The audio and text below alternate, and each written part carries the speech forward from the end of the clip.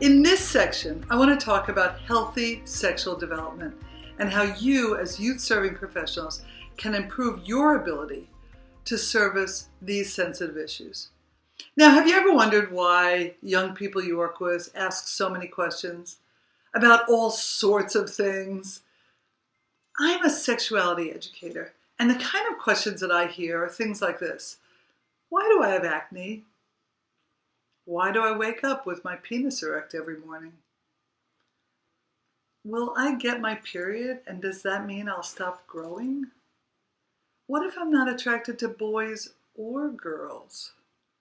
And does love always have to equal sex? Is it normal to think about sex all the time? Why am I so flat-chested when all of my friends are wearing bras?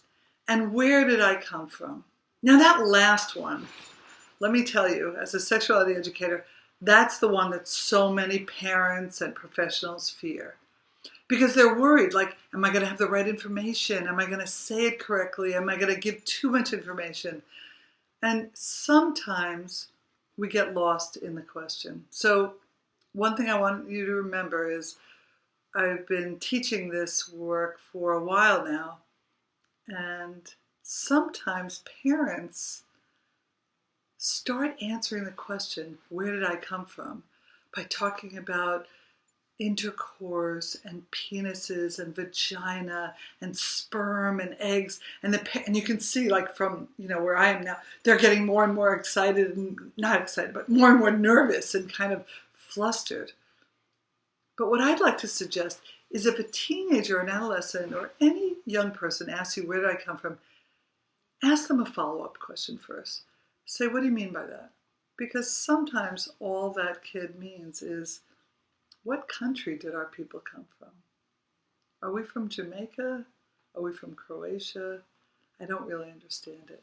So I think that's a light example, but it is an example of something that sometimes we get mixed up about.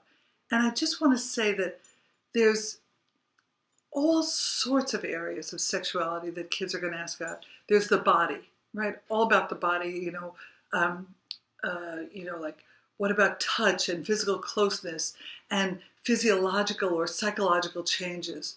And then what about intimacy? Intimacy is the ability and the need to experience closeness and connection of all forms, both friendships and also sexual relationships. And then there's gender and sexual identity. And that whole realm is something that kids are really starting to ask more and more questions about, which is fantastic. But they're about, who am I?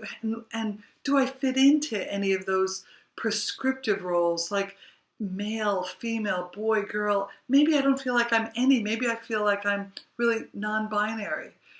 And who am I attracted to? Boys, girls, maybe neither. What does that mean for me?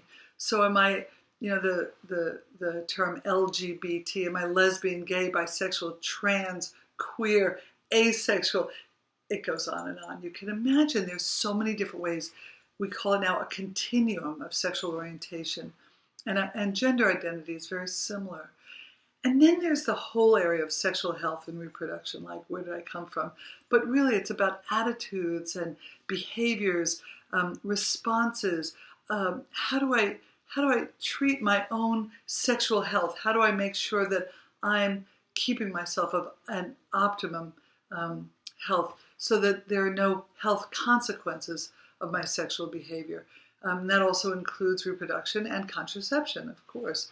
And finally, and this is an area that, out of all these circles of sexuality that I've just enumerated on the body and intimacy and gender and sexual health and reproduction, the one that you know probably the most about is what we call sexualization, or the forced manner of non-mutual or non-mutually agreed upon sexual behavior. And it could be that which is used to manipulate or control other people. Now, young children have a lot of curiosity, but teenagers don't differ from that. Teenagers have a lot of curiosity, plus they're kind of awkward, and they're experimenting for pleasure. So when you're working with young people, remember that curiosity is often the beginning, but awkwardness can also be in there and can be a kind of a mediating factor. And if you're a youth serving professional, there's 3 ways that you can really improve your ability to help young adults with their own sexual development. And they are, ready for this? Knowledge. I'll explain all these in a minute. Skills and attitudes. So let's start with knowledge. Many of us feel like we don't have enough knowledge. We can't answer the question, so why should we even begin to bring up the topic? Well, the kids are interested in the topic.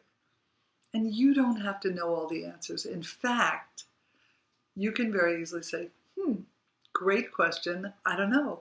Let's look it up.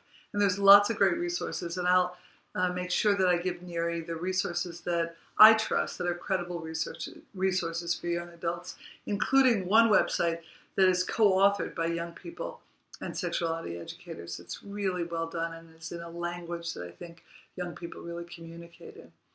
So don't be afraid of the questions about information just because you may not know it all. It's really okay.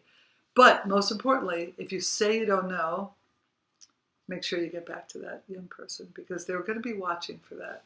They're going to see if you are a quote-unquote askable adult. Okay, the second is skills. Now, you know that it takes a while to learn how to play an instrument or drive a car or do any new sport.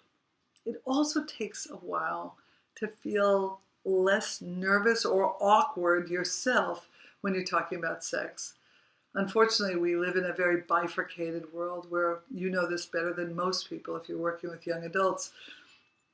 Your ability to talk about sex in an honest and authentic way is always kind of pushed to the side when people are trying to sell you products and influence you by way of using sex and sexual material. And so I'd like to say that the skill you need to develop is one that we all need to develop because most of us don't really have much experience talking about sex in an honest and frank and truly in a person-to-person way.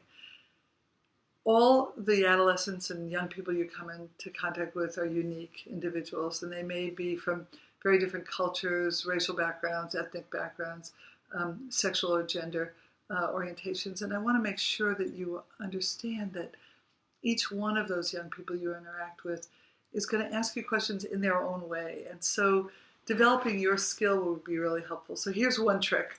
Next time you're driving in your car alone, only do this when you're alone. And only when you have the windows rolled up. Shout out the word masturbation really loud. Or the word vulva or penis or testicles. A word that may be something that you would never say in public. But just get yourself used to saying some of these words because it really will be helpful. Okay, third one, and really to me it's the most important, next to knowledge and skills, is attitudes. Be an askable adult, just like I said before. Be someone who a young person would be willing to take a risk because it takes courage to ask adults about sex. It's scary. Be that person who's askable and also willing to be in there with that young person through their difficult and awkward and curious stages. Because if you're available to be asked, then a conversation can continue and then a deeper relationship can evolve. If you're interested in any more of these issues, I'd be delighted to talk with you. I'm always happy to hear from people who are doing the really amazing work and keep on doing the good work you're doing to keep young people and all of us safe and healthy.